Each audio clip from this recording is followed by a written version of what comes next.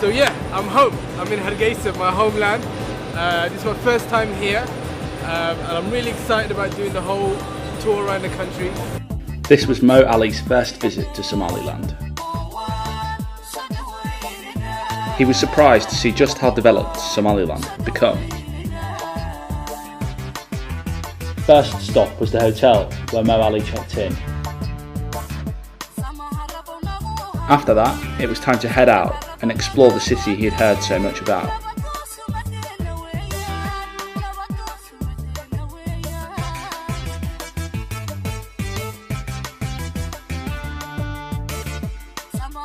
Later on, it was time for the team to meet one another and get ready for what lay ahead afterwards, the beginning of our journey. The following morning, we headed to the Ministry of Information.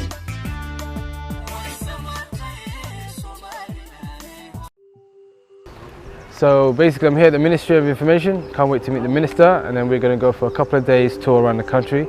I'm not sure where we're going just yet, but I'm really excited. He has some plans about showing me the whole countryside. It's going to be a couple of days of incredible education to learn my culture and my country.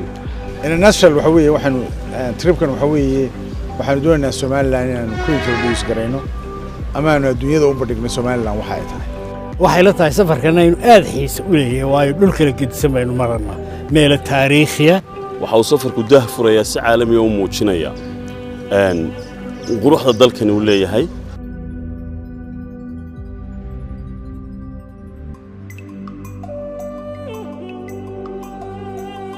And I think he's on his way, the Wazir is on his way, so let's find out where we're going.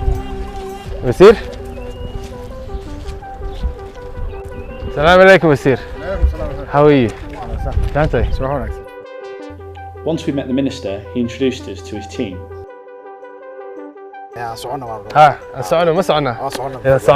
go, let's get in the cars here. Introductions done, it was time to pack up the gear and hit the road.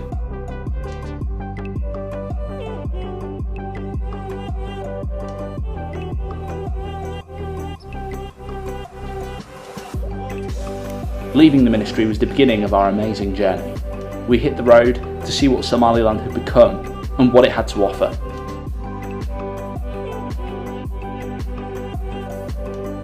Our first stop were the Neolithic caves at Las Gale. This is the first road trip I've done in home. Very bumpy, but beautiful. We have this guy here called Mohammed. It's Mohammed. Mohammed, say hello. That's a hello. And then the Wazir, the minister's over there. So how can I take it first? We're heading to Las Gale and Las Gale one of the dhulka runtii la yaab kale Somaliland ku yaala waa pre-Dawasho.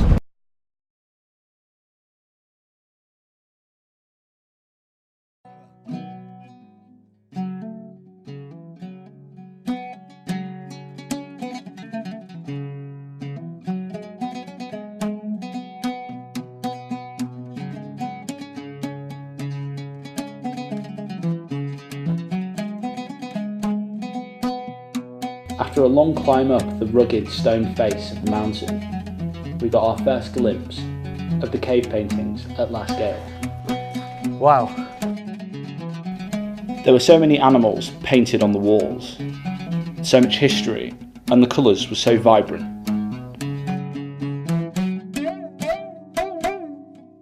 A local herdsman acted as our guide. He was an amazing storyteller and brought the place to life for us.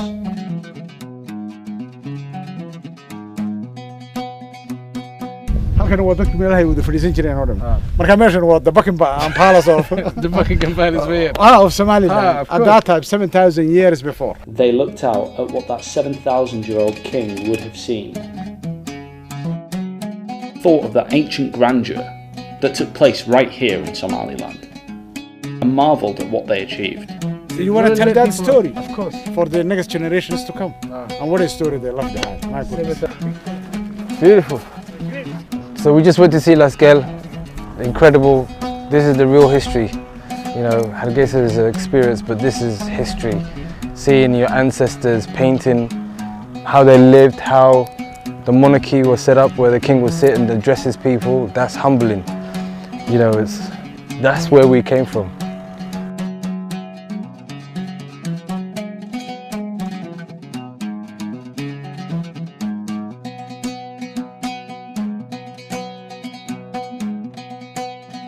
So basically we're gonna go stop over and get some meat, traditional meat. So come along. Ilka wayan, gel. Ari.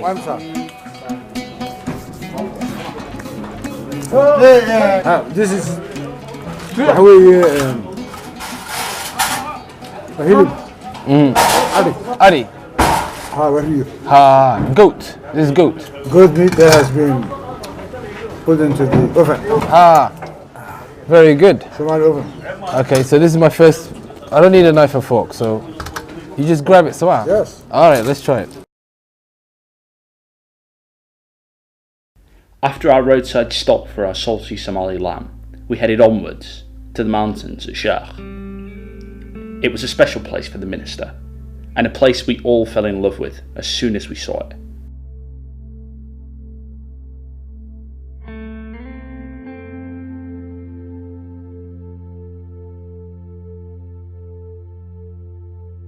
What is this place called? Waa buurihii Sheikh. Sheikh Mountain. Sheikh waa magaalo district ah oo markaan buurta ka baxno inuu arki doono. Waa meesha ku taalo Sheikh Secondary School. So I found out a little kind of gossip about you here. That you went to school. I went to school. Okay. Sheikh intermediate-keygina waan joogay. Fantastic. And secondary-na waan ka So galay. there's a school here. How come? There's schools Sheikh magaalada Sheikh ku yaala. At that time marigaanu inagu dhiganaynay which was yesterday. Markaanu dhiganaynay shalay un baahdo markaa. Waxa secondary school baa jiray. Waxaa la oran jiray Somali Senior Secondary School Sheikh. Fantastic. Ayaa la oran jiray. One of the best schools ever made. That was built by the British. Therefore in Somaliland. So it was a boarding school, and that school who is who in Somaliland. Waxaan ahayba. Waxay iga dhigtay waxa weeye waa dayaxay iyo Sheikh Bashir. Fantastic.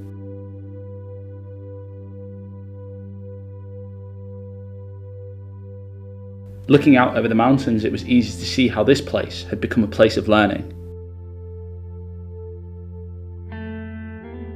The mountains rising up to the sky were inspiring. Our journey left little time for lingering, so we moved on. The next stop was the second city, and Mo Ali's family's hometown, Burra.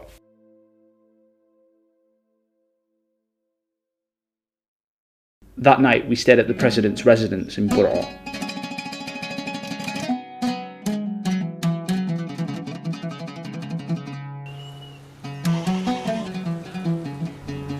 The next morning we woke up with a full day of things to do. Our first stop was the school for the deaf. In visiting this school, it was clear to see that nobody was being left behind in Somaliland. wax kasta oo qaban karaa maqalka mooyaan wax isticmaalaan mobilada wax isticmaalaan emailada wax isticmaalaan telefishinka qaranka la socdaan mar walba wararka la socdaan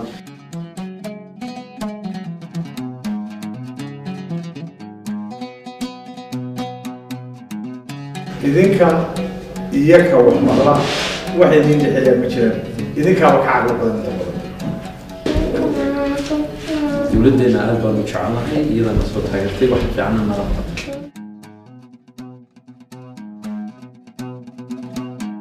The great thing about this school was that here these children found peers and a home.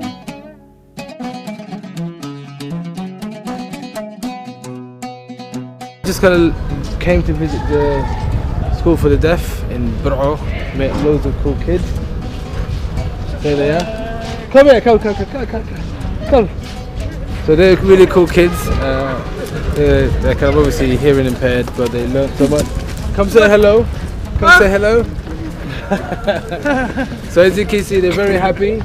So they're very happy, very excited to be here, and they're learning. You know, unfortunately in Somaliland there's not much kind of support for young deaf kids, but schools like this is very important.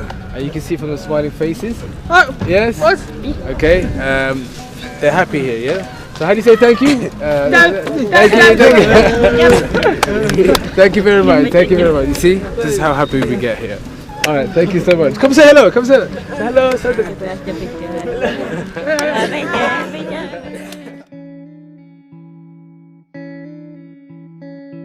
Next stop was the technical school in Burra. This recently opened school focuses on technical skills. As you can see, these buildings has been rehabilitated by the Somaliland government.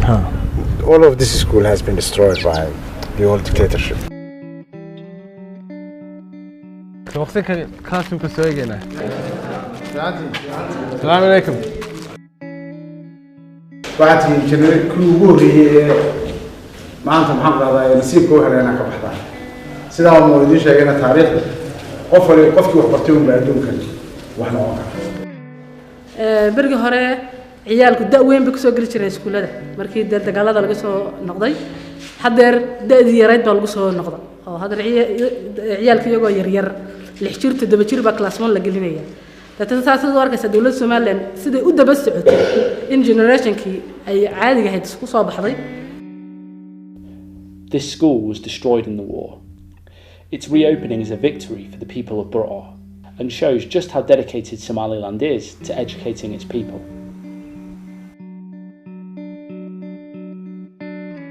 So I've just basically saw the school. To me, how I feel is proud that the kids are learning and they're going to feed back into the country and make Somaliland more proud and more stronger. So schools like this are needed, you know, and it's so good to see that Somaliland are educating their own, you know. That's a key thing, you know, that we educate our own people.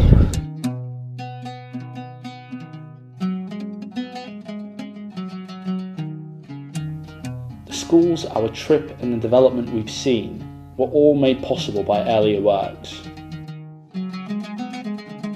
At this place, Somaliland's flag was raised for the first time after independence.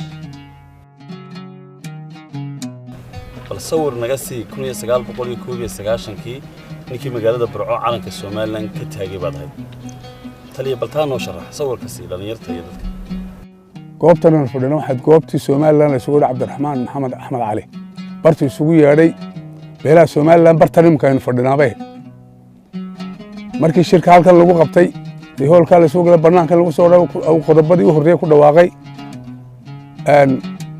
ayaanu calanka taagno waxaan ahay anigu ninkii calanka taagay Burco markaa waxaan niman yaacayo qoriisitaan markaan soo galay dalka qori baan isku wax ku dilo laakiin wax kale nolol meesha maantana waxa weeye wax weyn baa guuray oo ka kacay meeshii dawlad baan noqonay dhul baa la dhisay oo la qurxiyay oo waxa weeye imka marka dhulka xafiisyada tagto waad aragtay waxa xafiis qurux badan yani cimro kale anigu yani marba baan sabto meel riyoonaysaaba marba baan sidii la riyoonaya noqdaa marka xafiisyada tago dawladda iyo waxa la dhisay marka haruurka lagu rido mooyaa ee la tumo midbid baan ayaanu karin ayaan baash karin oo keligii soo baxa midarkaygan hadlay waxa weeye midarka markii la shukray dhimo waayo baan laakiin sheekayna taariikh laakiin dadkii gidaarka inta ka dhaxaysa ayuu dalkii dadka soo wareejiyay faameedkood abaalahaas ku wada jira saantaasoo kale inuu soo noqon waxa la dhalinyarada waxa lagu fara adeego waxa loo barta dalka maxaan ku dhaca cilmi hal keeno maxaan ku dhaadaa umana baahnin imka aqoonsigooda iyo waxooda ma baahnin dawlad baan nahay buura ayaan anigu imka qabaa wanaga darajadiisana ninki ma darajo baxdo darajada waxaan u soo dawlad buura abaan baa soo baaha kaayn baa nabadgelyo uga baahanay xoogaa garabaarayo waxana waxayna yar yeelaya laakiin waxa weeye bariga ay maanta ma la isku misbayamna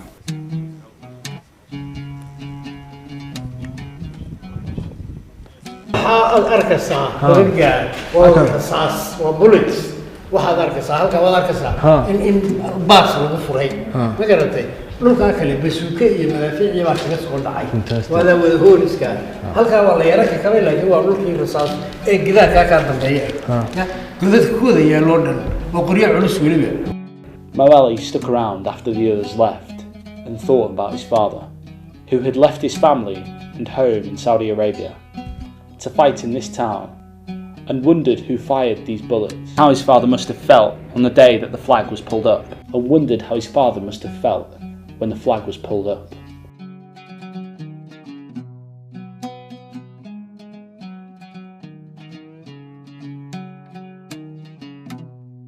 Hello. Yeah. Yeah. I was just talking to someone on the director of the Peace Academy. Yes. That is the group that has taken a lot of what the peace dividend of Somaliland is all about.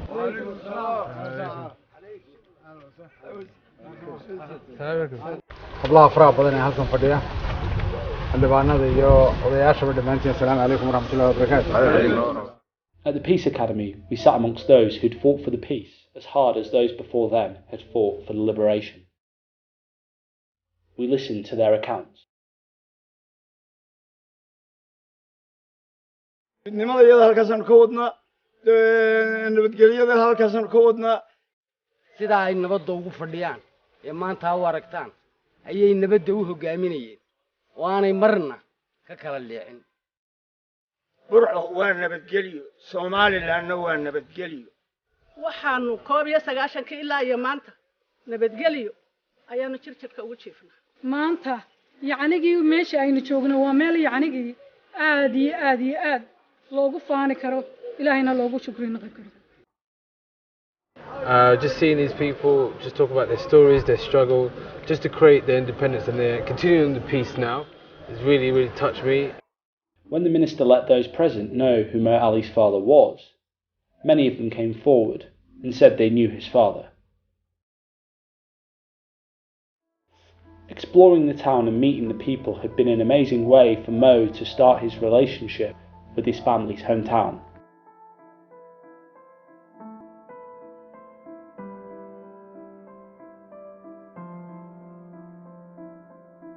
Yesterday night we came here to stay overnight at the presidential building, and then Qadr kind of introduced me to this guy, saying this guy is my relative, and we spoke for a bit, and he said he's my uncle and he knows my dad so well, and he has a lot of information to share about my father. I mean, in all honesty, this is the first guy I've ever met that knows my dad. I think that's him coming over, so a bit nervous to meet him.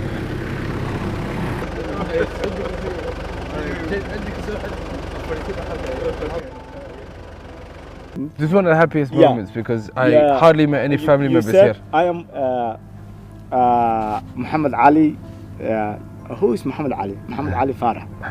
And then you told me your father's surname. I acknowledge that, you know. I know your father. Wow. The first time I was met in 1989.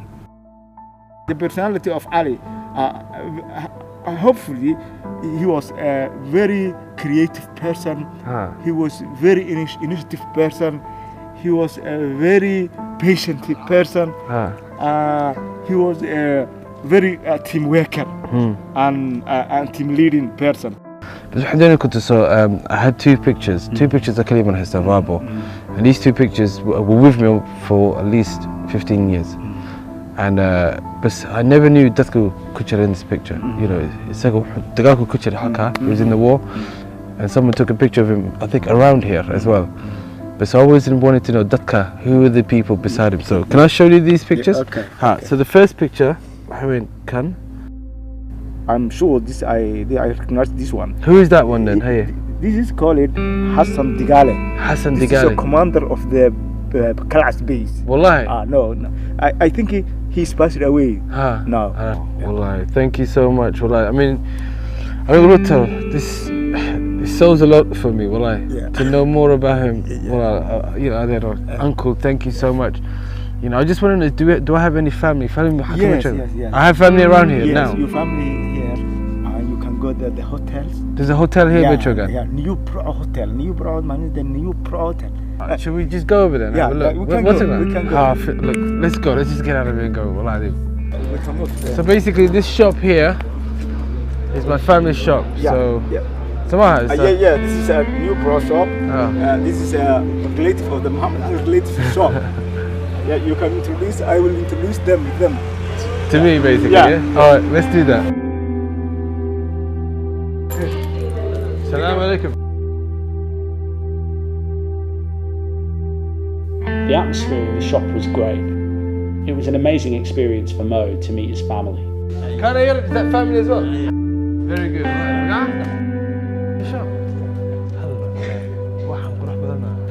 They ended up talking all the way through the night.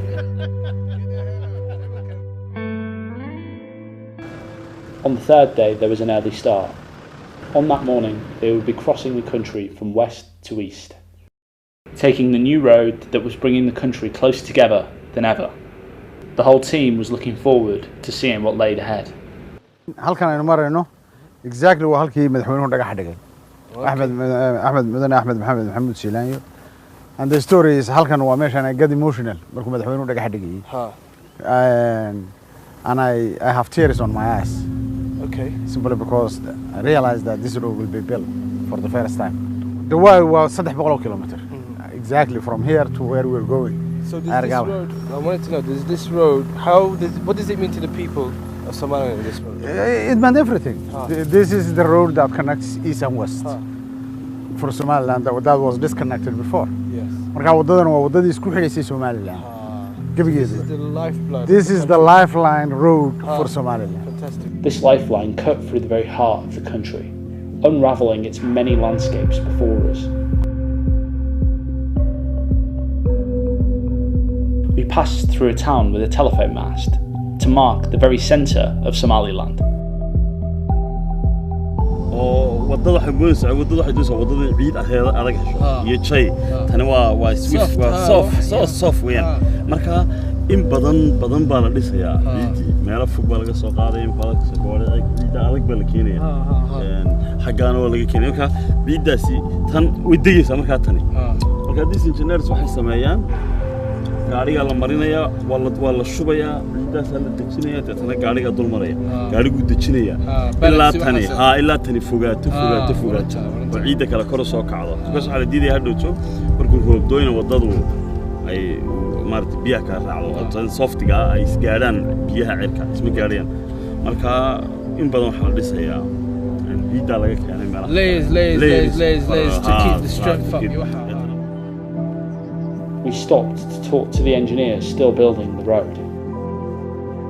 inta kalena waxa yaala caradii layer 1 iyo layer 2 oo dhameystiran tahay waxa waxa dhayn la final gareeyo way hawl qaran baa haysan ilaa madaxweynaha ilaa qaranka oo dhan baa runtii abaal idin ku haya marka wadada mareysaan oo gabadha iyo cusub iyo caruurta wax doonaysan rag wadada sameeyaan wax ka weyn ma jiro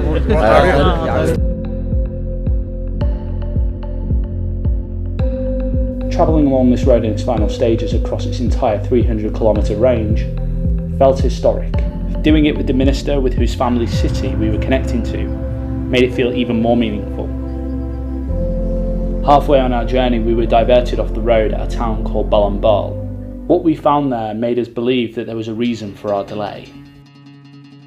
300 families whose lives had been wiped out by the drought, with nothing to eat, drink, and nowhere to stay. We felt compelled to tell their story and send it for broadcast to the national news as quickly as possible. wasiirka wasaaradda warfaafinta dhaqanka iyo wacyigelinta mudane Cismaan Cabdilaahi Saxardiid Cadaani ayaa u sheegay in wasaaradda warfaafintu ay gudbin doonto naxdinta sawirka iyo muuqaaladoodan indhaha iyagu way arkaan xaaladda halkan balanbaal taagan iyo deegaanadooda oo dhanba inkastaanu ka warhaynay haddana maanta waxaan idinka ballan qaadaynaa inaanu madaxweynaha jamhuuriyadda Somaliland oo Ingiriiska ku maqan iyo marwadiisa marwo Amina Maxamuud Jirde Marwaris golaha wasiirada iyo qaranka jamhuuriyadda Somaliland oo dhan inaanu xaaladiina gaarsiino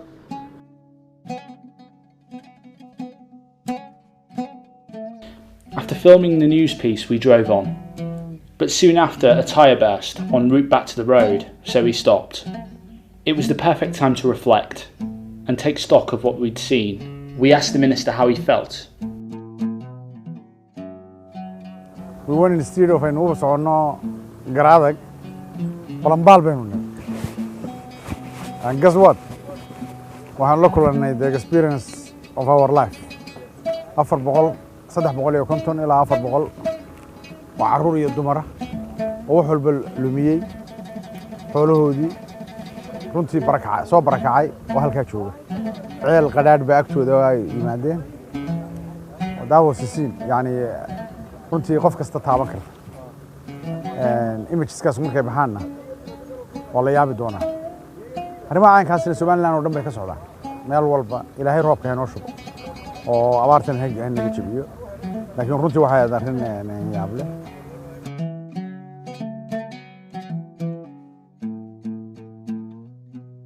With Balambal still on our minds, we pressed on to Irigava. At the city's boundary, the governor, along with a welcome party, came to meet us.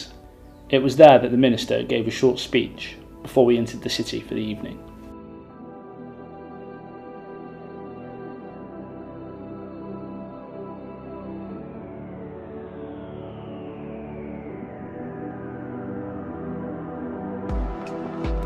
The next day we woke up to a cold morning in Irigava with plans to visit 2 farming villages in Sanag, so I had to head out of town early.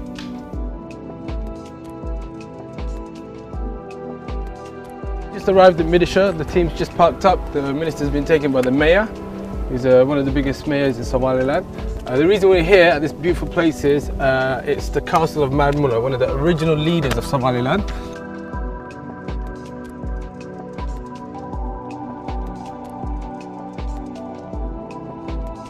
halkan waxa weeye waa halkii qoryaha uu gelin jiray hadii wax soo socdaan halka laga dilay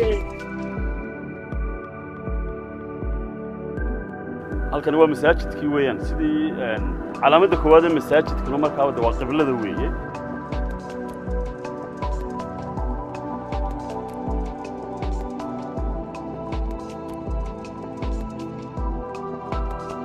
anigu waqtigan yaraa halkan ku koray توكن هلو كقوا حاجة القابل يشتغل قدام كفلا 87 89 وأنا شغلي بلقي سنة سالكة بس كي حولها الله هاي ودن وحكاني سنة هذا كي دارا لبيت صون كبلود بالبيرش. This is the second castle of the Mad Mullah, the Darwish Sayyid Muhammad Abdul Hassan. This is the first that the British has bombarded by airplane in Africa. argaabaha jooga ama meelka wallahi kuwa meelahan joogan garanay meesha waxay nimcada ay haystaan iyo wanaag ay haystaan Somaliland iyo adduunweynahan aan u sheegno meeshan inay tahay meel janno yar laga sameeyo nin halku ku dhashay joogo jaamacad buu kaga baxay dabadeetana wuxuu leeyahay dhul saxaraama ku nool oo tahriibaya dhulkii ilaahay ku abuuray budbi ka galay laana wuxuu oran lahaa halkan aan joogiyo magaaladan jooga intaan arkay waxaan ku farxamaan adag laakiin dhulka inteeda kale uu wareysan lahaa ninaan meel ka wada shaqayn jirno laga yaabay inaan biig garasan maxamed sheekh ahmed dalmar oo amuud aanu ku wada jirnay ayaa iiga sheekayn jiray halka barta tagga iyo beeraha iyo lo'da waan ku qosli jiray waxaan jiray meediga beeriyo loo sheeganaya runtii yani sidii uma rumaysnaan lahaa maanta haddii aanan iman oo aanan indhahayga ku arag.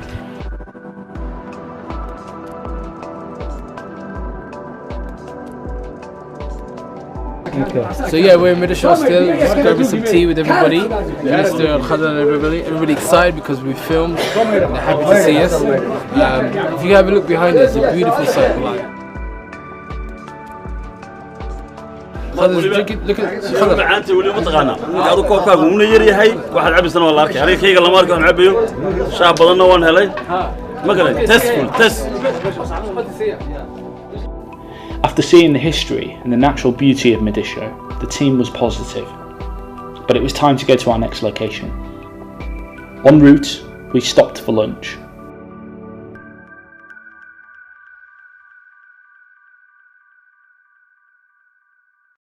maanta dhul fiican aan ka niminay oo aad u wanaagsan beer lahaa haddana dhul kale fiican aan ku soconay iskuul qadiimeen tagnaa la yiraahdo dayaxa laakiin kabaasan saaka u xidhanay ba ma taqaanay cagina kululaadeen hadda oo saddexdii iyo waxoogaa aan qada helnay waxaan malanaysaa rafaad badan la kulanay laakiin shaqo fiican ka soo bixi doonto. Tell me what dayaxa means a lot of things to me. It means family. It means school. It means agriculture. It means good nature. It means discipline. Dayaxa is a rural community penned in by mountains, with a school, and the stream, a hidden gem. Immediately you could feel it was special.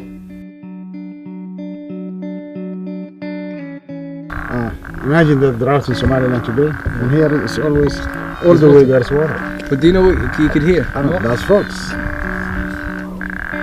And they're saying we are in heaven. When I was young, the water was from there to that. Wow. At multiple times. There's a lot of water. Yeah. But because the season is kind of hot, it comes down. No matter what. There's always water here. Fantastic. This is the sweetest water on earth. And that water is the bitter one. That's the bitterest water on earth, and this is the sweetest water on earth. That's right. The minister was full of pride about this place, and it was easy to see why. I just passed an old school that used to be owned from the British, and then it got remade, and it's going to become new by next year and stuff like that, inshallah.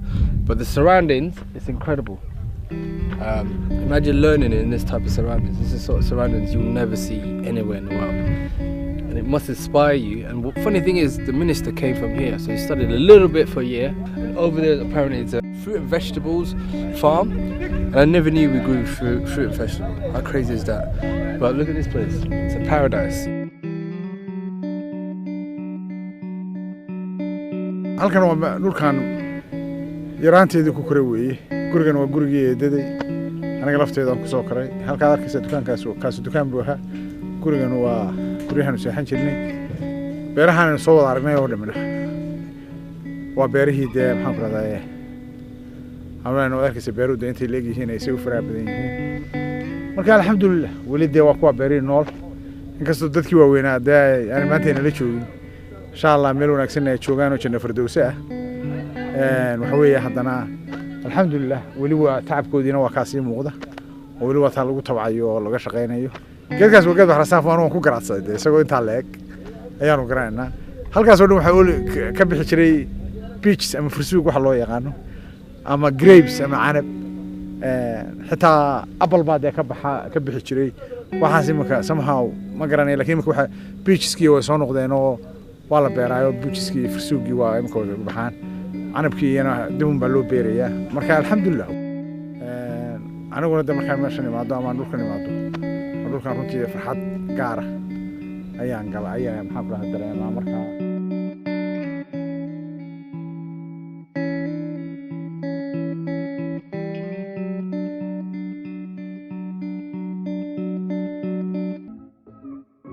On our second day in Sanag, we woke up ready to tackle the country's most famous mountain, Dowlada.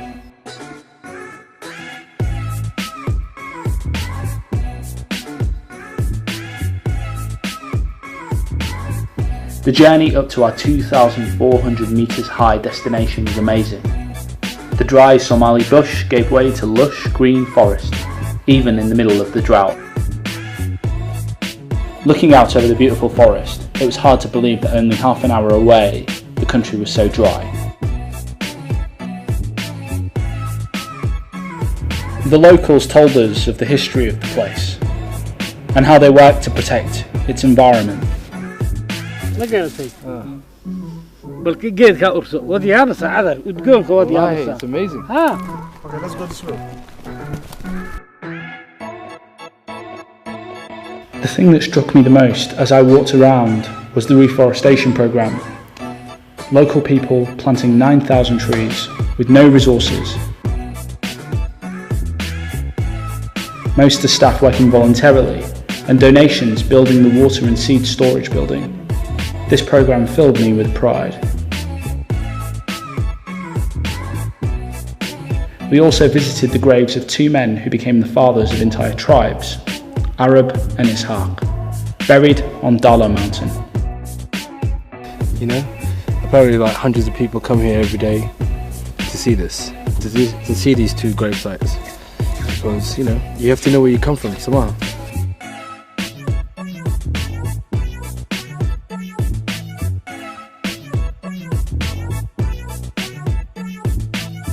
As we came out of the trees to a clearing, we saw one of the most beautiful sights I'd ever seen. A sheer cliff with views all the way to the sea, where the clouds hit us at ground level and the scale of the forest was laid before us. halkan waa goobtii daalo waa goobtii dalxiiska waxa weeye daalaynu joognaa sidoo daadii sheegay aadan oo dalxiiska ka socda runtii waa quruxda waa juulka Somaliland waxyaabaha cajiibka waxa weeyaan dhirta halkan ka baxda geed meelaha adduunyada ka baxa oo ka maqan ma jiro weeyaan odayaashu yani dhirta mid la nooci ma jiro iminka geedka dayibka bahasha ka soo dhacaysa caleentiisa maaragtay dabeecadda hadalaha ee laamaysa furaasho dhan baa laga cabayn karaa. Would you ever imagine that when we were saying we'll take you to Dalo, have you ever I know. This is what Dalo is. No, you guys were telling about Dalo for a couple of weeks now. And, you know, when can I understand what Dalo is, why I needed to come and see this. On the edge of the famous cliff of Dalo, we stuck around for a while, adventured, looked at the trees, and took photos.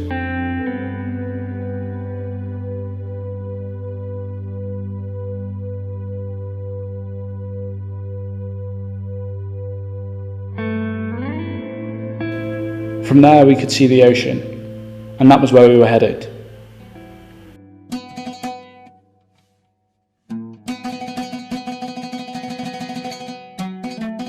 On that winding mountain road with its incredible views, we found ourselves stopping from time to time.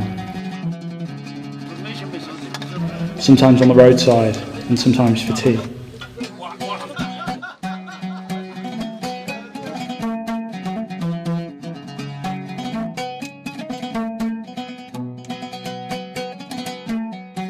The sharp edges of the cliffs that the road snaked down were enough to make anyone nervous. The road was harsh, but the views were amazing. On our journey downhill, we were stopped with hospitality by a village where the people asked us to stay and chat. We were late, but Somali custom demanded that we stopped, and we did.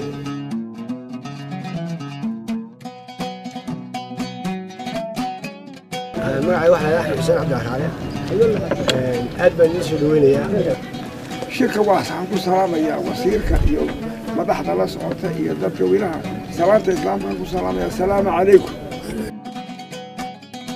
waqtiga adag waxa weeye ilaahay waxan waa imtixaan weey wala imtixaamay marka waxa weeye hadaynu inagu soo naxariisano waa inagu munaafaqada iska diin waa inagu noqono dad isku xidhan oo maxaan ku dhahay wax wada qabsanaya oo keena jilicsan caawimaya oo qofka maxaan ku dhahay ka liito aynu u ka cintimano ilaahay idinkana weydin naxariis. Leaving the harsh mountainside town, we continued on our way to the sea. But on our way, we passed many staggering towns. There was a dry riverbed, lined for miles with damask trees.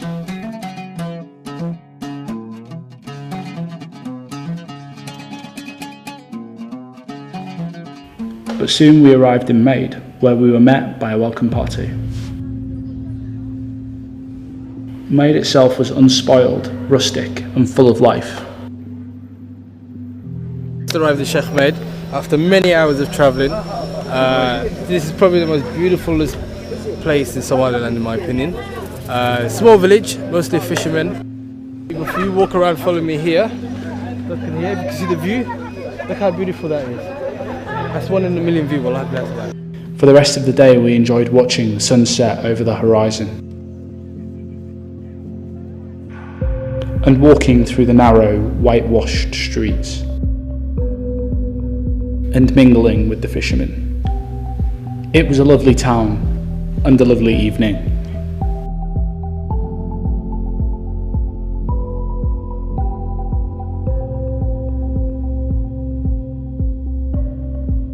It was morning and we were heading to the tomb of Sheikh Isaac, the man considered one of the fathers of Somaliland.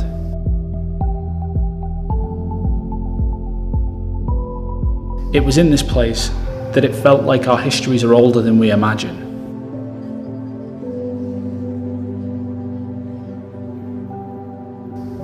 Later we were joined by the minister and Sheikh Maid, the keeper of Sheikh Isaac's tomb. No cameras were allowed inside, and it felt right that way.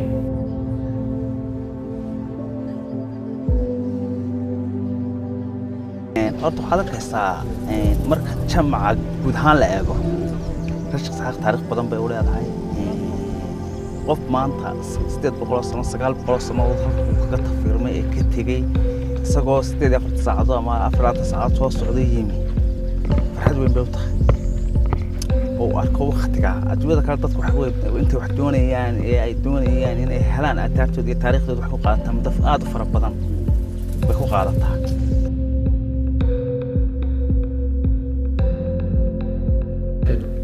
Visiting the tomb of Sheikh Isaac had felt special for many of the crew. Afterwards, we returned to Maid Town to meet with the people before we left. Ministers are a rare guest in this distant town, and the people were keen to hear from him.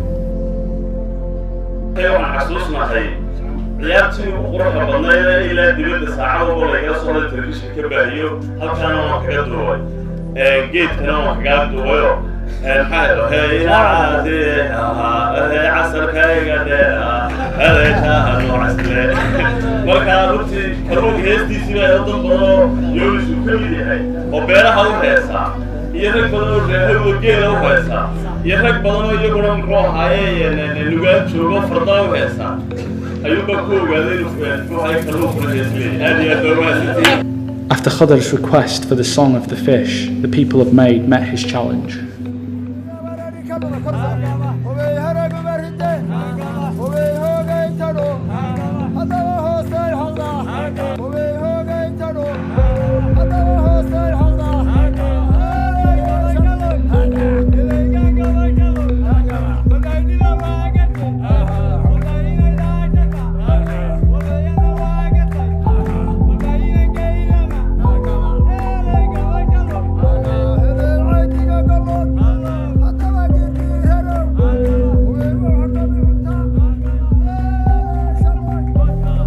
For many of us, Maid had been a fantastic place.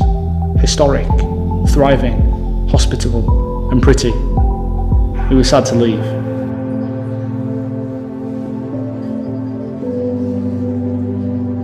We sung the song of the fish for much of the rest of the journey, but the road ahead was long. En route, we passed through the famous His, a sleepier town than in its history, but still beautiful.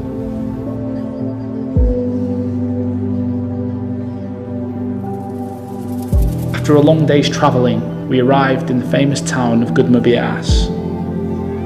There was another very warm welcome and an official event with people who'd come out to greet the minister.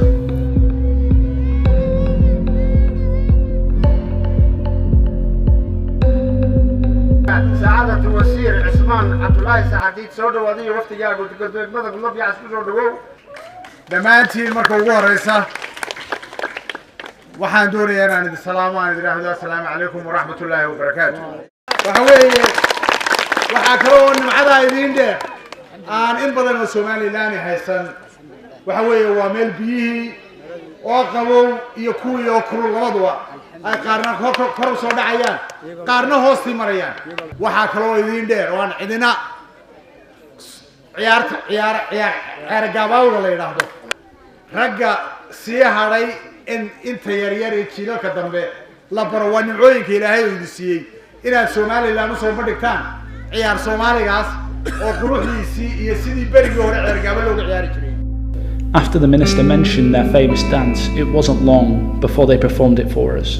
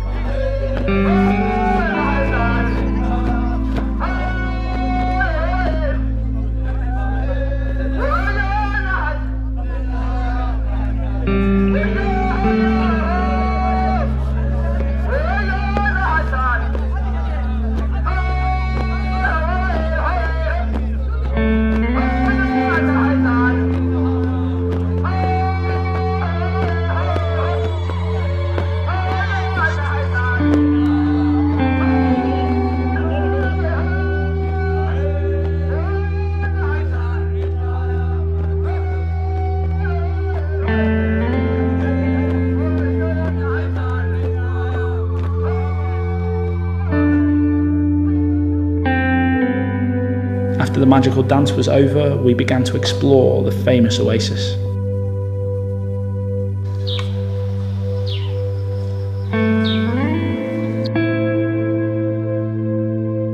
After looking around and enjoying the beauty of the town, we rested, staring at the stars through the trees.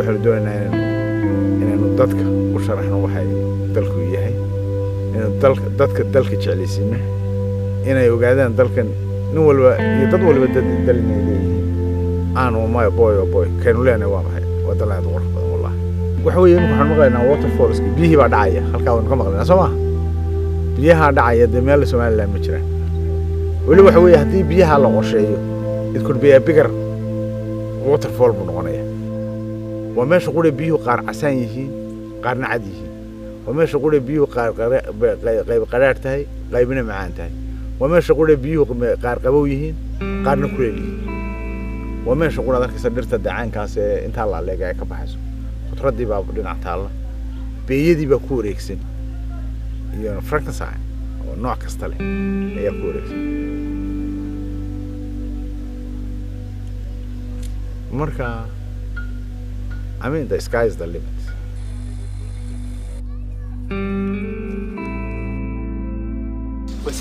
We said our goodbyes to our new friends in Goodmo and hoped to return someday.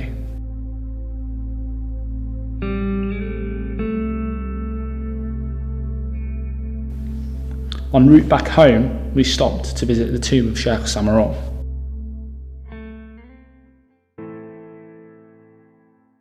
waxaanu joognaa daryeele waxa weeye waxa ku aasan ilaahay naxariistii jannada siiye Sheikh Samaron anigoo kamida dadka helo maqaamka ee orodka ka Samaronka ina Saciid baan ahay anigu waxaan ahay dadka qaadimka u ah Sheikh Samaron ee orodkoodii ahay waalidka u ah sida awgeed markii gobolka la soo bedelay waxaan isku taxallujiyay in aan muxuu ahaa aan soo booqdo Sheikh Samaron goobta uu ka dhisay yahay halkan dhismahan waxa dhisay oday adeera oo la yiraahdo Sheikh Daawud ayaan xamar ka soo dirnay afar isteedkiiba rebuild lagu sameeyay. After our visit to Sheikh Samaron and a prayer in the mosque, it was time to move on to our final stop, Meduna. Meduna is an ancient city in ruins that still hasn't been discovered.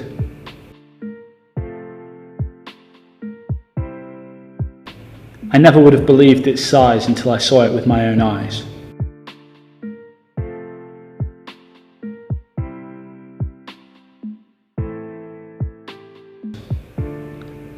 Everywhere you looked, there were detailed, complex buildings.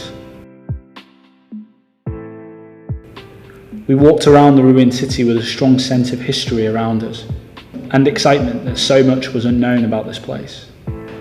Like much of Somaliland, you felt this place was full of potential.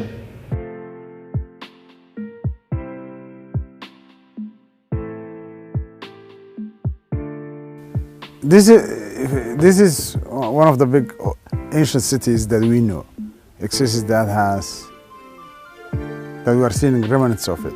I mean, we are in the mosque, and you can see how big this mosque is. It is huge, and to have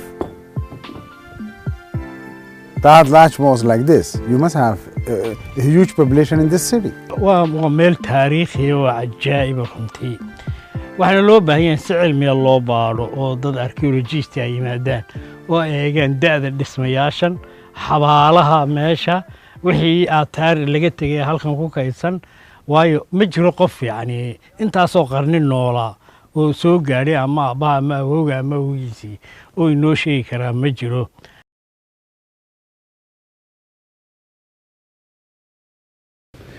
Knowing this was our last stop before returning to Hargeisa, we stuck around until the sun set. And after that, we played games in the desert. A group of colleagues had become a group of friends. As we were about to leave, the minister asked members of the team to say a word about the trip. waxaan u maleynaa kamid ahay dadka ugu badan ee wax badan faa'iideystay xagga aqoonta dhulka. So like for my part, I want to say this is one of the best filming experiences I've ever had. This is the most adventurous trip I've ever had in my life. How a team of my dream. Dream team. Yes. wasaaradda warfaafinta TV-ga qaranku ha loo sameeyo suxufiyiin qaran oo hawshan oo kale qabta bishiiba mar ama sanadkii mar. waxaan u arkaa waxaan weyn baa noo kordhay wasiir waayo waxa weeyaan waddankayagii iyo dhulkayagii oo aanan aqoon u lahayn ayaan baranay annagoo ciidan laftiya baanaan aqoonin dhulkaan soo baranay annagoo ciidan laftiya. As the team stood there in the fading sun, we thought about the people we'd met on our journey.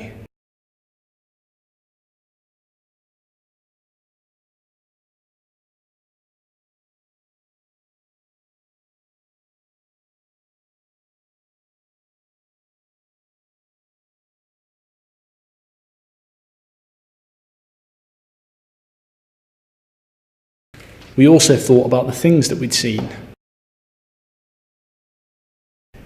and the experiences that we'd shared.